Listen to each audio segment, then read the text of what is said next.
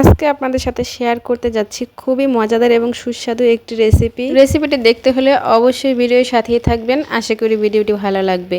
So hello everyone, আসসালামু আলাইকুম। আশা করি সবাই ভালো আছেন। আলহামদুলিল্লাহ, আপনাদের দোয়া এবং আল্লাহর রহমতে আমিও অনেকটা ভালো আছি। গ্রামে কিন্তু আমাদের অনেক কিছুই কিনে খেতে হয় না, তো তেমনই একটা সবজি হচ্ছে কচু শাক। এটা সচরাচর গ্রামে এখানে সেখানে মাঠে বাড়ির আশেপাশে সব জায়গায় হয়ে থাকে। শহরে কিন্তু এই শাকটাও কিনে খেতে হয়। এইটা হচ্ছে আমাদের বাসার সাইডে। তো সাইডে দেখেন মাশাআল্লাহ অনেক কচু শাক হয়েছে। বাসার ভেতরেই এক পাশে মাশাআল্লাহ অনেক কচু শাক আসছে। তো যাই হোক, আজকে হচ্ছে একদমই মুখে রুচি নেই, মাছ মাংস কোনো কিছুই খেতে ভালো লাগছে না। চিন্তা করলাম আজকে হচ্ছে কচু শাক দিয়ে একটা রেসিপি করব। তাই ভাবলাম এই সহজ রেসিপিটা আপনাদের সাথে শেয়ার করি, যাতে করে আপনাদের যখন মাছ মাংস কোনো কিছুই খেতে ভালো লাগবে না, তখন কিন্তু এই রেসিপিটা করে খেতে পারবেন আর মুখে কিন্তু প্রচণ্ড রুচি চলে আসবে। আমি কিন্তু সবগুলো কচু শাক কেটে নিয়ে আসছি যতগুলো আমার লাগবে। আর এখন হচ্ছে আমি এগুলোকে ভালোভাবে ধুয়ে নিব। পাতার মধ্যে কিন্তু তেমন কোনো ময়লা নেই, তারপরে হচ্ছে 2-3টা ধোয়া দিয়ে তারপরে পরিষ্কার করে নেব। আজকে এই কচু শাকের ভর্তা আমি যেভাবে তৈরি করব, সবাই কিন্তু আঙ্গুল চেটেপুটে খেয়ে নেবে গরম গরম ভাতের সাথে। কচু শাকের এই ভর্তা হলে আর কোনো কিছুই আপনার লাগবে না, এই এক ভর্তা দিয়েই আপনার পেট ভরে খাওয়া হয়ে যাবে।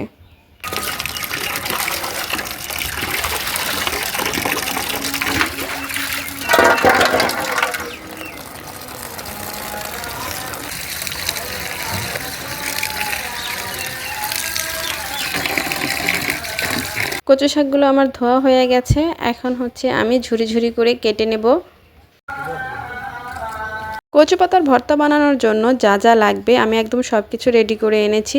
এখানে হচ্ছে কতগুলো রসুন কুচি করে নিয়েছি, 2টা পেঁয়াজ কুচি করে নিয়েছি, কতগুলো কাঁচামরিচ আর শুকনো মরিচ। আপনারা চাইলে একরকম মরিচ দিয়েও ভর্তাটা বানাতে পারবেন, তবে এখানে 2 রকম মরিচ দিলে খেতে বেশি ভালো লাগে ভর্তাটা। এখন হচ্ছে আমি শাকগুলোকে ঝুরি ঝুরি করে কেটে নিব। আপনারা কেউ যদি এই কচু শাকের ভর্তা খেয়ে থাকেন অবশ্যই কিন্তু কমেন্ট করে জানাবেন। আমরা যেভাবেই খাই সেভাবে আপনাদের সাথে শেয়ার করছি। খুবই মজাদার আর সুস্বাদু একটি ভর্তা রেসিপি। অনেক সময় আমাদের মুখে একদমই রুচি থাকে না, কোনো কিছু খেতে ভালো লাগে না। সো তখন হচ্ছে আমি এই ধরনের ভর্তা বানিয়ে খাই, তো আমার কাছে খুবই ভালো লাগে। এদিক দিয়ে আমার শাকগুলো সব কাটা শেষ হয়ে গেছে। এখন আমি চুলায় বসিয়ে দিব। চুলাও কিন্তু আমার ধরানো হয়ে গেছে। তো এখন আমি হচ্ছে চুলায় কড়াইটা বসিয়ে দিব। আর এখন হচ্ছে সব কিছু দিয়ে দিব। তো এখন দিব এখানে হচ্ছে পরিমাণ মতো লবণ, অল্প একটুই দিব, পরে লাগলে দিয়ে দিব ভর্তায়। প্রথমে অল্প একটুই দিলাম, পরে লাগলে অ্যাড করে দিব। আর এখন দিয়ে দিব একটু পানি, বেশি দেওয়ার দরকার নেই। এখন দিয়ে দিব কাঁচামরিচ, যার যার পরিমাণ মতো দিবেন। কেউ যদি ঝাল বেশি খান তবে বেশি দিবেন, আর যারা ঝাল কম খান তারা কম দেবেন। তবে আমার মনে হয় ভর্তায় ঝাল দিলেই ভর্তাটা খেতে বেশি টেস্ট হয়। রসুনের পরিমাণটা আমি বাড়িয়ে দিলাম, কেননা গলা চুলকানোর কারণে বেশি পরিমাণে রসুন দিলাম, কারণ বেশি পরিমাণে রসুন দিলে গলায় আর ধরার সম্ভাবনা থাকে না। এই কারণে অনেকগুলো রসুন কুচি করে নিয়েছি, তো সেগুলোই দিয়ে দিলাম সবগুলো। এখন দিয়ে দিলাম ঢাকনা দিয়ে একটু সিদ্ধ হওয়ার জন্য।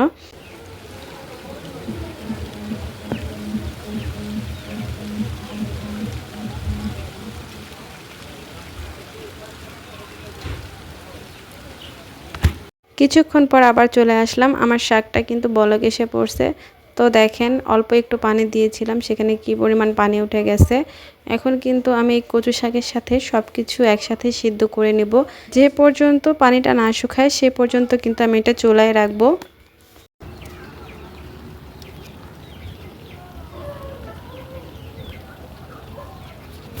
কচু শাকের পানিটা কিন্তু অবশ্যই শুকিয়ে নিতে হবে, তা না হলে কিন্তু গলায় ধরবে। আর এমনিতেও যে কোনো শাক আমরা রান্না করার সময় কিন্তু একদম পানিটা শুকিয়ে আঠা আঠা করে তারপরে পেঁয়াজ রসুন দিয়ে বাগার দিই, এতে করে খেতে ভালো লাগে। আর এদিক দিয়ে দেখেন আমি ছাদে রান্না করতে গেলে বৃষ্টি হবে কম আর বেশি, দুপুরে যাই, সকালে যাই বা সন্ধ্যায় যাই। আমার এই তো পানি প্রায় শুকিয়ে আসছে, একটু পরেই কিন্তু আমি নামিয়ে নেব। আসলে আমার কাছে এই কচুর হাতেরওলা ভর্তাটা এতটাই ভালো লাগে যে এই কারণে আমি ভাবলাম আপনাদের সাথে শেয়ার করি, যাতে করে আপনারাও দেখে বানাতে পারেন, বাসায় খেতে পারেন। তো এদিক দিয়ে কিন্তু আমার পানিটা প্রায় একদমই শুকিয়ে আসছে, একদম আঠা আঠা হয়ে গেছে। দেখেন কড়াইয়ের সাথে লেগে গেছে, তার মানে শাকটা আমার একদম হয়ে গেছে, ভিতরে কোনো পানি নেই, পানিটা শুকিয়ে গেছে। আর এখন আমি শাকগুলো সব নামিয়ে নিলাম।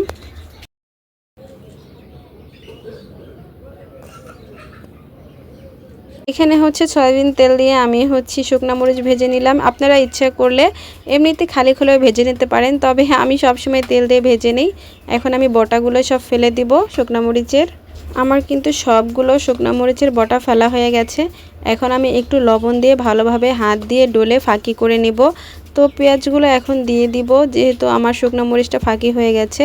এখন আমি পেঁয়াজের সাথে ভালোভাবে হাত দিয়ে ডলে নিচ্ছি, যাতে করে পেঁয়াজটা একদম নরম হয়ে যায়। আর ভর্তার ক্ষেত্রে কিন্তু আমি সবসময় এরকম গোল করেই পেঁয়াজ কাটি। আর এইরকম পেঁয়াজ আর শুকনো মরিচের মাখা দিয়ে তো এক প্লেট ভাত এমনিতেই শেষ হয়ে যায়, সেটা খেতেও আমার খুব ভালো লাগে।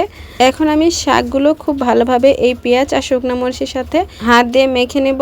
আপনারা চাইলে এই ভর্তাতে সরিষার তেল আর লেবুর রসও অ্যাড করতে পারেন, তবে এই দুইটার কোনোটাই আমি কচু পাতার ভর্তায় খেতে পারি না, যে কারণে আমি কখনোই কচু পাতার ভর্তায় সরিষার তেল অ্যাড করতে পারি না। এমনিতে অন্যান্য ভর্তায়, হাতে মাখা ভর্তায় খাই, কিন্তু সরিষার তেল আসলে কচুর ভর্তায় আমি একদমই খেতে পারি না, কচু পাতার ভর্তায়।